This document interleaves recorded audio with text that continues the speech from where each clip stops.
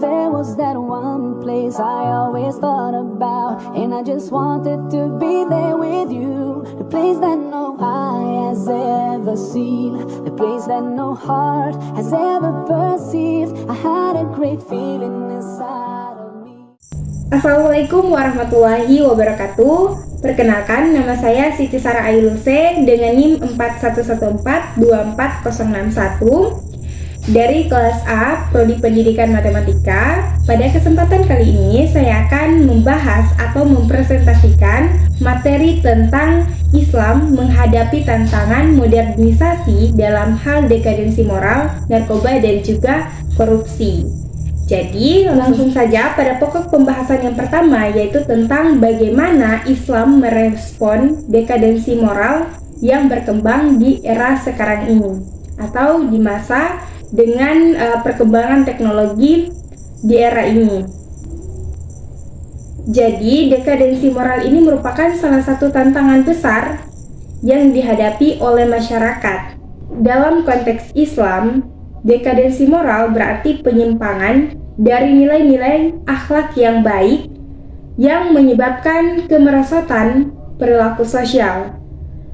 Globalisasi dan perkembangan teknologi informasi mempercepat pergeseran norma dan juga nilai-nilai budaya yang dalam banyak kasus menyebabkan penurunan standar etika atau moral. Fenomena ini ditandai dengan perilaku-perilaku negatif seperti pergaulan bebas atau pergaulan yang tidak sehat. Kemudian, penyebaran pornografi, konsumerisme yang berlebihan, dan hilangnya rasa hormat terhadap otoritas baik dari keluarga maupun masyarakat. Media sosial sebagai produk dari perkembangan teknologi juga berkontribusi terhadap maraknya penyimpangan moral dan juga memfasilitasi akses yang mudah terhadap konten yang tidak sesuai dengan nilai-nilai yang ada pada ajaran agama Islam. Kemudian, pada pokok pembahasan yang kedua, yaitu tentang penggunaan narkoba dalam pandangan Islam atau penyalahgunaan narkoba dalam pandangan Islam. Jadi, narkoba ini juga merupakan salah satu yang dapat merusak generasi muda saat ini, dan juga bukan hanya di negara kita, tetapi di seluruh dunia. Jadi, penyalahgunaan narkoba ini tidak hanya merusak fisik kita saja, tetapi juga mental dan moral spiritual seseorang juga. Dalam Islam, penyalahgunaan zat-zat yang merusak seperti narkoba itu dilarang keras. Hal ini didasarkan pada prinsip bahwa tubuh manusia adalah amanah dari Allah Subhanahu wa Ta'ala dan harus dijaga dengan baik. Allah berfirman dalam Al-Quran, "Dan janganlah kamu menjatuhkan dirimu sendiri ke dalam kebinasaan." Quran Surah Al-Baqarah ayat 195. Narkoba merusak jiwa dan juga pikiran seseorang, sehingga menjauhkannya dari kesadaran spiritual dan juga ibadah kepada Allah Subhanahu wa Ta'ala.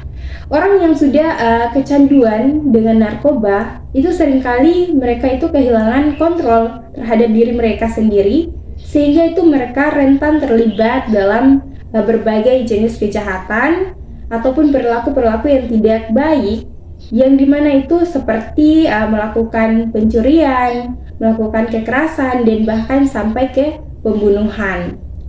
Oleh karena itu, Islam itu menganggap narkoba sebagai bentuk kezaliman terhadap diri kita sendiri maupun juga kepada orang lain. Solusi Islam dalam menghadapi penyalahgunaan narkoba adalah dengan memperkuat keimanan individu kita, dan keimanan yang kuat akan membentengi seseorang dari godaan untuk mencoba narkoba.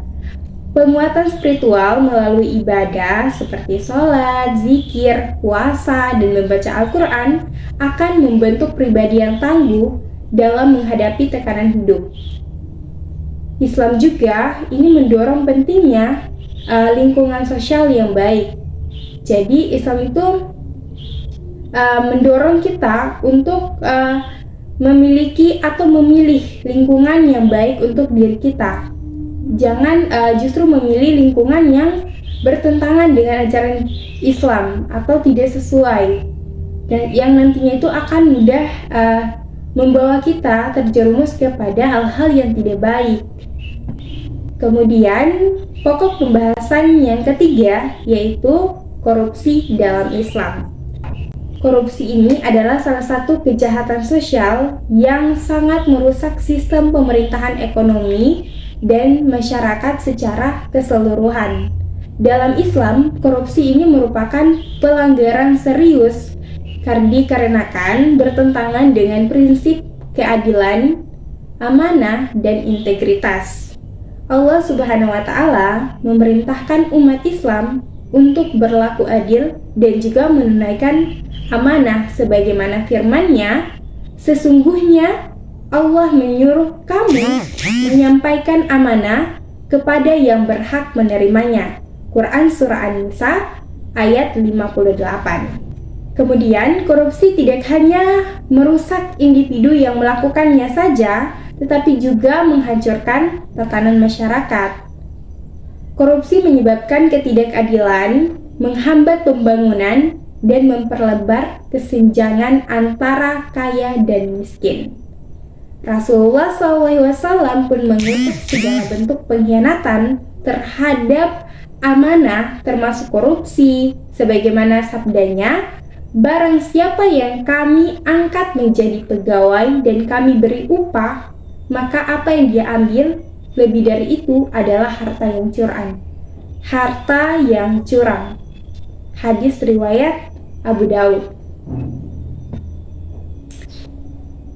Oke, dari materi yang telah saya sampaikan tadi, dapat saya menarik kesimpulan bahwa Islam ini memiliki pandangan yang jelas dan tegas dalam menghadapi tantangan modernisasi seperti dekadensi moral, narkoba, maupun korupsi.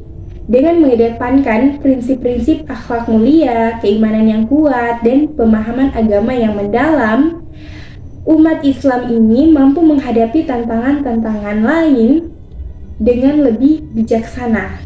Solusi yang ditawarkan oleh Islam atau agama Islam itu bukan hanya bersifat reaktif, tetapi juga preventif, yaitu melalui pendidikan dan nilai-nilai keimanan sejak dini.